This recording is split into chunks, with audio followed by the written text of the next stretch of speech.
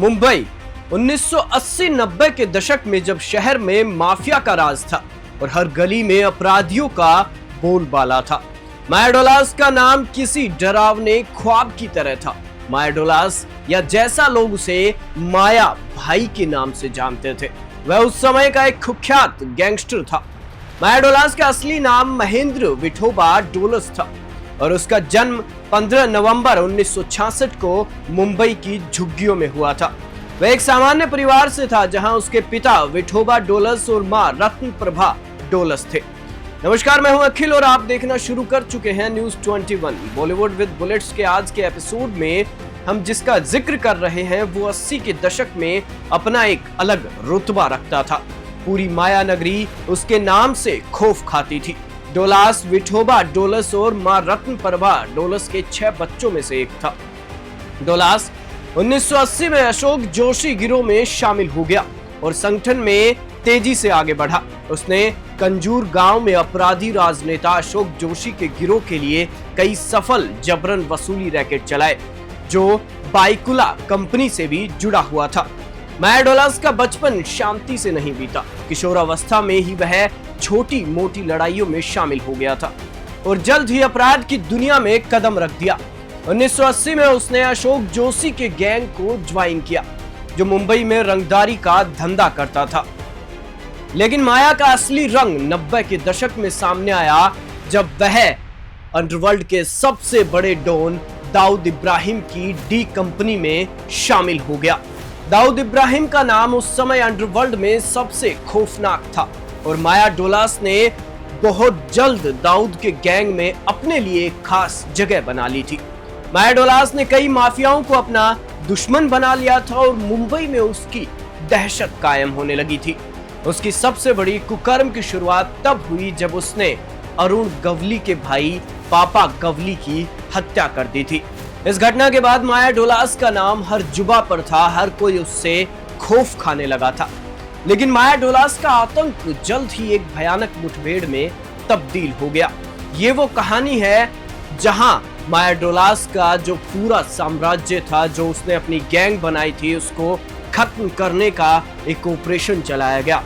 बात है 1991 की, जब मुंबई पुलिस की एसटीएस यानी कि एंटी टेररिस्ट स्क्वाड के प्रमुख आफ्ताब अहमद खान की अगुवाई में एक ऑपरेशन को अंजाम दिया गया था।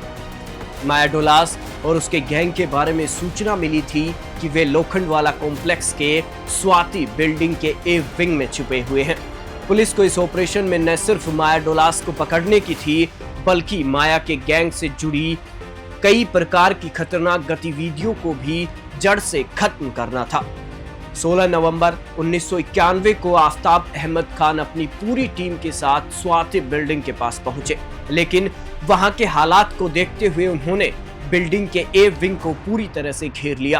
पुलिस का प्लान था कि माया को दोनों दरवाजों से घेर लिया जाएगा। जैसे ही पुलिस ने फ्लैट में घुसने की कोशिश की, वहां से गोलियों की बौछार शुरू हो गई और फिर शुरू हुई इस पूरे गोलीकांड की, इस पूरे एनकाउंटर की वो कहानी जिसने लोखंडवाला को दहला दिया था।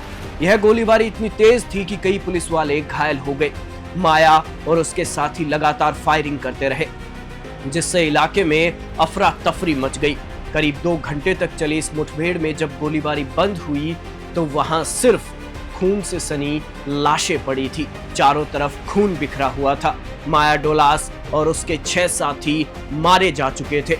इन 7 लोगों की पहचान माया डोलास, दिलीप बुआ, अनिल पवार, राजू नाडकर्णी, संभाजी सवदे, गोपाल पुजारी, अनिल कूपचंदानी के रूप में की गई। माया डोलास की मौत ने मुंबई के अंडरवर्ल्ड में एक बड़ा बदलाव किया। उसकी मौत के साथ ही डी कंपनी का एक और कुख्यात गैंगस्टर खत्म हो गया था। लेकिन माया की मौत का असर केवल अपराध की दुनिया तक ही सीमित नहीं रहा। इस शूटआउट के फुटेज को कई टीवी चैनलों पर प्रसारित किया गया, जिससे यह मुठभेड़ और भी चर्चा का विषय बन गई।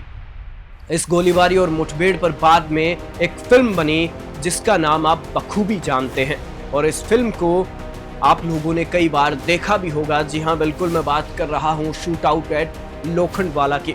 फिल्म ने इस घटना को बड़े पर्दे पर जीवंत किया, लेकिन इसे लेकर कई विवाद भी हुए।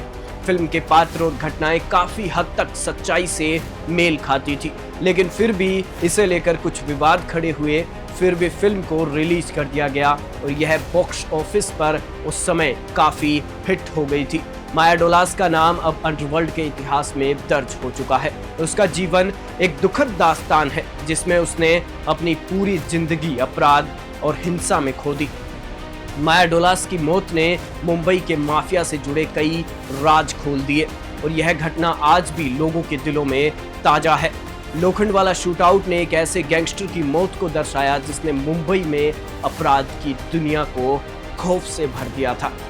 ये थी माया डोलास की कहानी और आज की इस कहानी में फिलहाल इतना ही, और जल्द ही आपसे फिर मुलाकात होगी उस एनकाउंटर की कहानी के साथ जिसने पूरी माया नगरी में सनसनी फैला दी थी। देखना ना भूलें मेरे साथ बॉलीवुड विद बुलेट्स में। नमस्कार, आदाब, जय हिंद।